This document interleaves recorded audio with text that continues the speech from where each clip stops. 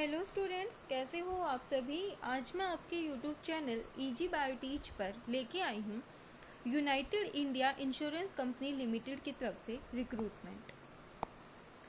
इन्होंने administrative officer की recruitment निकाली है जो कि स्केल 1 रिक्रूटमेंट है। ये जो कंपनी है यूनाइटेड इंडिया इंश्योरेंस कंपनी है, ये क्या है, एक ग्रोइंग कंपनी है। इसका जो ग्रोस प्रीमियम है वो अबाउट 19,852 करोड़ है and A rapidly growing company which has more than 1500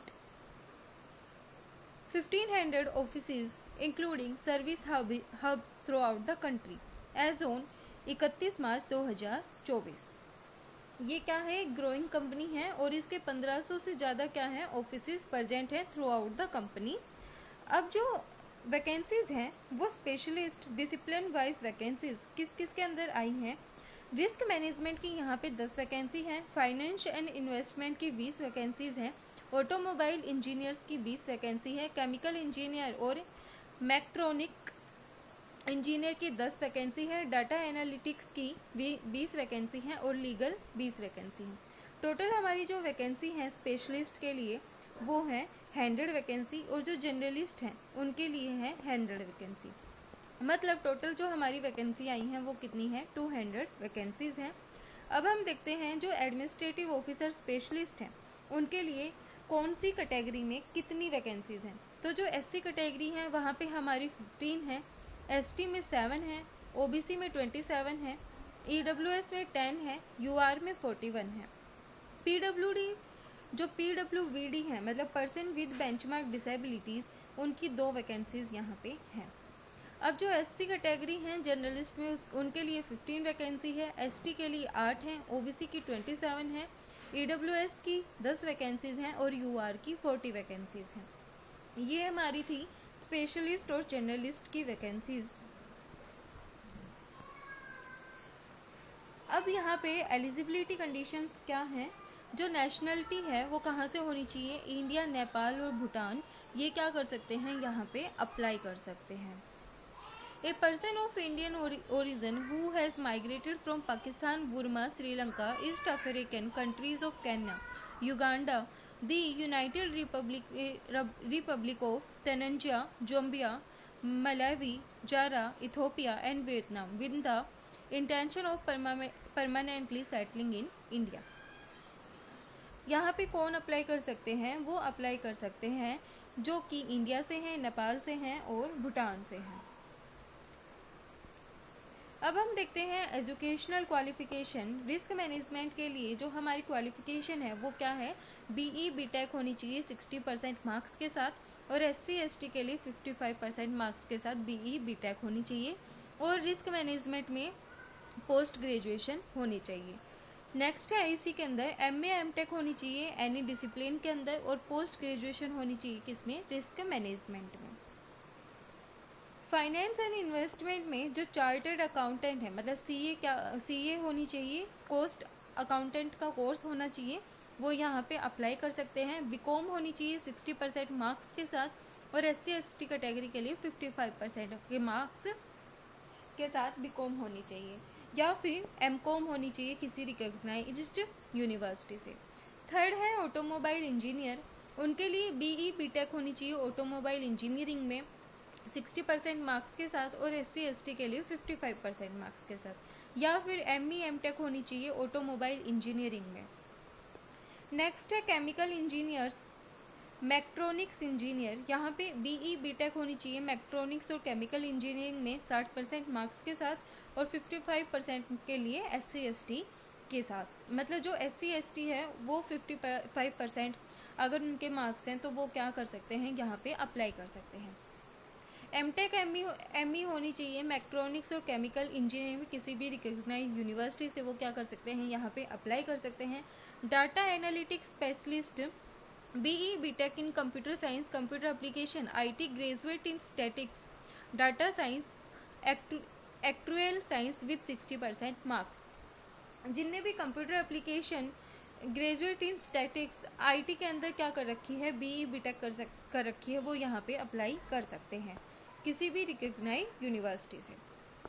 या फिर जो MCA है, post graduate in statistics, data science और actual science, ME MTech in computer science, IT from a recognised university, वो भी क्या कर सकते हैं, यहाँ पे अप्लाई कर सकते हैं। Knowledge of power BI, power query, RDBMS is preferred. Sixth है लीगल। यहाँ पे क्या होनी चाहिए, जो बैचलर डिग्री है लॉ के अंदर 60% मार्क्स के साथ होनी चाहिए, और जो SC ST हैं उनके लिए, SC ST कैटेगरी के लिए 55% मार्क्स होने चाहिए। मास्टर्स डिग्री होनी चाहिए लॉ में किसी भी रिकॉग्नाइज्ड यूनिवर्सिटी से, वो भी यहाँ पे क्या कर सकते हैं, अप्लाई कर सकते हैं। 3 year experience as a practising lawyer, 3 साल का एक्सपीरियंस होना चाहिए जो UR OBC कैटेगरी हैं उनके पास, और 2 साल का एक्सपीरियंस होना चाहिए SC ST कैंडिडेट के पास। फिर है जर्नलिस्ट। जर्नलिस्ट के लिए the minimum educational qualification required is graduate, post graduate in any discipline from a recognised university with 60% marks. जो जर्नलिस्ट हैं उनके लिए 60% मार्क्स होनी चाहिए किसी भी ग्रेजुएट डिग्री या फिर पोस्ट ग्रेजुएट डिग्री में, वो यहाँ पे क्या कर सकते हैं, अप्लाई कर सकते हैं। और SC ST कैंडिडेट के लिए 55% मार्क्स होने चाहिए किसी भी ग्रेजुएट डिग्री के अंदर या फिर पोस्ट ग्रेजुएट डिग्री के अंदर। अब हम देखते हैं रिलैक्सेशन। जो SC ST हैं उनके लिए 5 साल का रिलैक्सेशन है यहाँ पे, और जो अदर बैकवर्ड क्लासेस हैं उनको 3 साल का रिलैक्सेशन दिया गया है। जो PWBD पर्सन है उनके लिए 10 साल का रिलैक्सेशन है, और जो एक्स सर्विसमैन है उनके लिए 5 साल का रिलैक्सेशन है। Defence service personal disabled in operating during the hostilities with any foreign country in a dispute area and released as consequence thereof, उनके लिए 3 साल का रिलैक्सेशन है यहाँ पे। जो विडो और डाइवर्स्ड वुमेन है उनके लिए 9 साल का यहाँ पे रिलैक्सेशन है। या फिर जो वुमेन लीगली क्या हो गई, अपने हस्बैंड से सेपरेट हो चुकी है, उनके लिए भी यहाँ पे 9 साल का रिलैक्सेशन है। नेक्स्ट है हमारा existing confirmed employ of public sector general insurance companies. जो पहले से क्या है, एग्जिस्टिंग कन्फर्म एम्प्लॉय हैं उनके लिए कितने साल का रिलैक्सेशन है, 8 साल का रिलैक्सेशन है।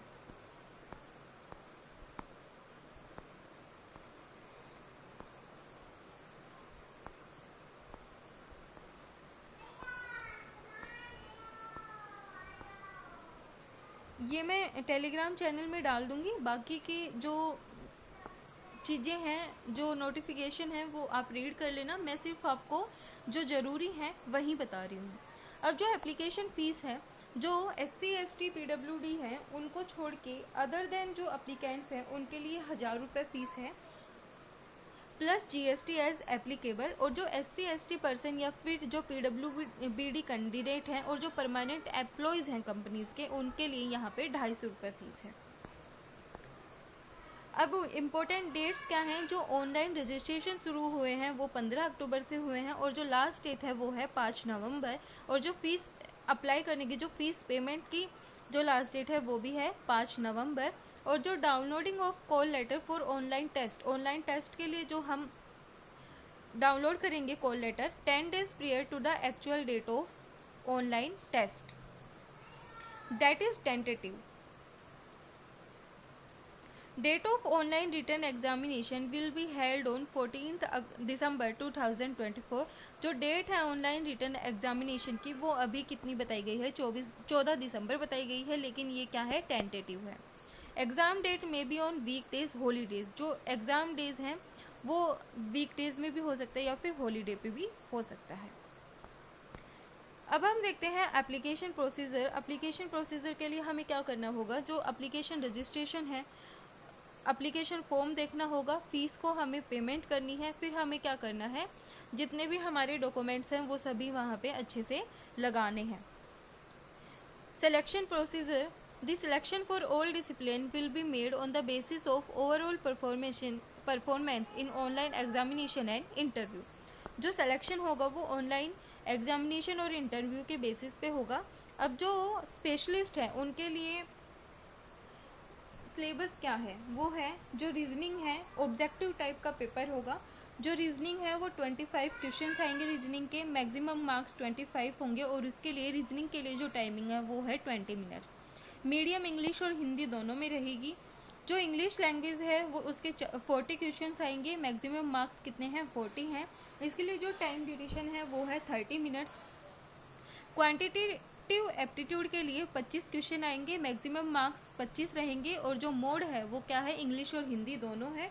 और यहाँ पे जो ड्यूरेशन है, टाइम है, वो है 20 मिनट्स। जनरल अवेयरनेस जो है वो 20 क्वेश्चंस आएंगे। मैक्सिमम मार्क्स 20 रहेंगे। 15 मिनट का हमें टाइम मिलेगा और इंग्लिश और हिंदी दोनों ही इसमें मोड हैं।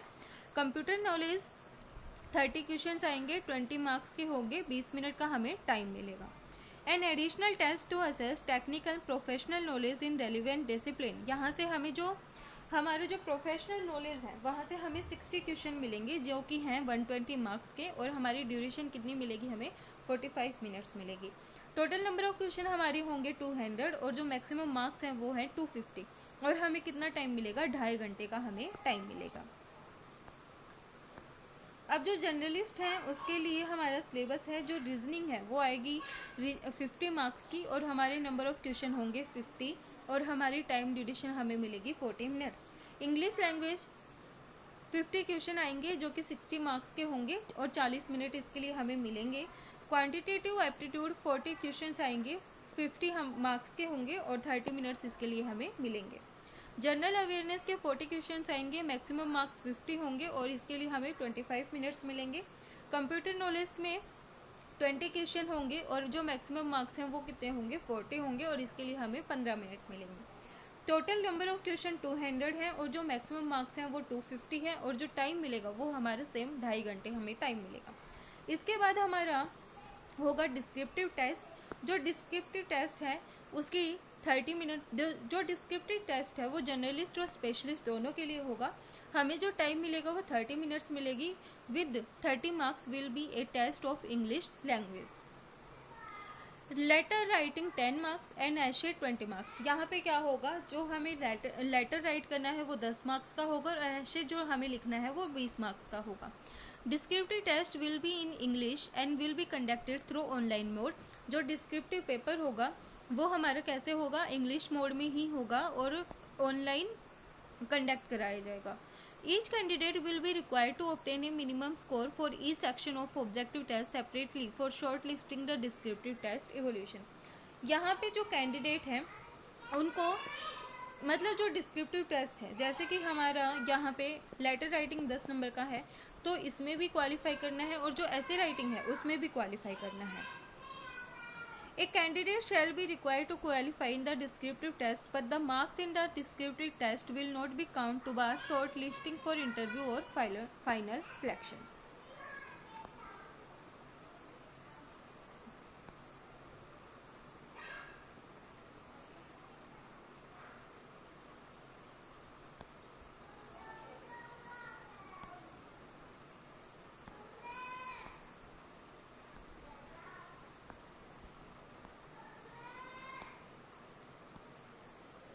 ये हमें गाइडलाइंस दी गई हैं सभी से रिलेटेड कि हमें जो पर्सन विद बेंचमार्क डिसेबिलिटीज़ हैं उनके लिए गाइडलाइन दी गई हैं।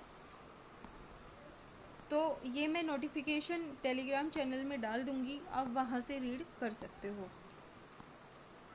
उसके बाद हमारा आता है जो हमारा फॉर्म है वो हम कैसे अप्लाई कर सकते हैं।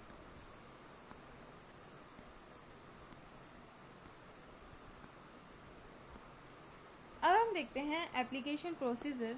जो एप्लीकेशन प्रोसीजर है वो सबसे पहले हम क्या करेंगे? एप्लीकेशन को रजिस्टर करेंगे, फ़ीस को पेमेंट करेंगे, डॉक्यूमेंट को स्कैन करेंगे और अपलोड करेंगे। अब जो फ़ोटोग्राफ है वो 4.5 सेंटीमीटर इंटू 3.5 सेंटीमीटर में ही होनी चाहिए। सिग्नेचर है वो हमें ब्लैक पेन से करने हैं। लेफ्ट थंब इम्प्रेशन लगेगा on white paper with black और ब्लू इंक। अब हमें यहाँ पे एक हैंड रिटन डिक्लेरेशन देना है। जो साइन है वो कैपिटल लेटर्स में नहीं होना चाहिए। Left thumb impression should be properly scan and not smooth. जो लेफ्ट थंब इम्प्रेशन है उसको हमें प्रॉपरली क्या करना है? स्कैन करना है। अब यहाँ पे अपना नाम लिख के इसको क्या करना है? डिक्लेरेशन देना है।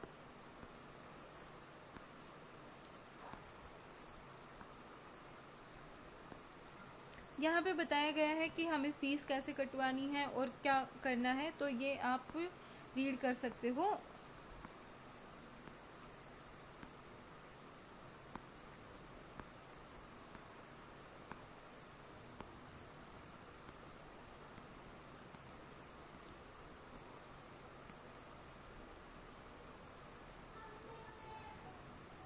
अब हम देखते हैं एग्ज़ाम सेंटर लिस्ट, जो अंडमान निकोबार है उसके अंदर दिया गया है पोर्ट ब्लेयर।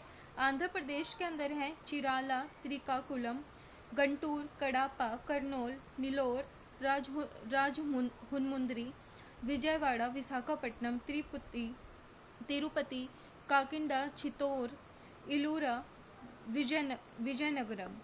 जो ये सारे क्या हैं, अलग अलग जो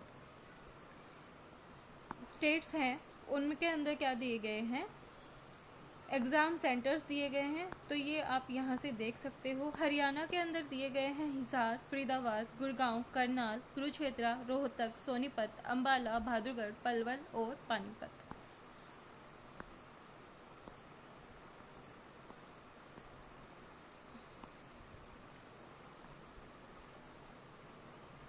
न्यू दिल्ली के लिए दिल्ली एनसीआर दिया गया है। ओडिशा के लिए बालासोर, खुर्दा, अंगुल, बरगढ़, भुवनेश्वर, ये क्या दिए गए हैं, एग्ज़ाम सेंटर्स दिए गए हैं। वीडियो पसंद आए तो लाइक, शेयर एंड सब्सक्राइब जरूर करना। कंप्लीट नोटिफिकेशन मैं अपने टेलीग्राम चैनल पे डाल दूंगी, आप वहाँ से रीड कर सकते हो। Thank you.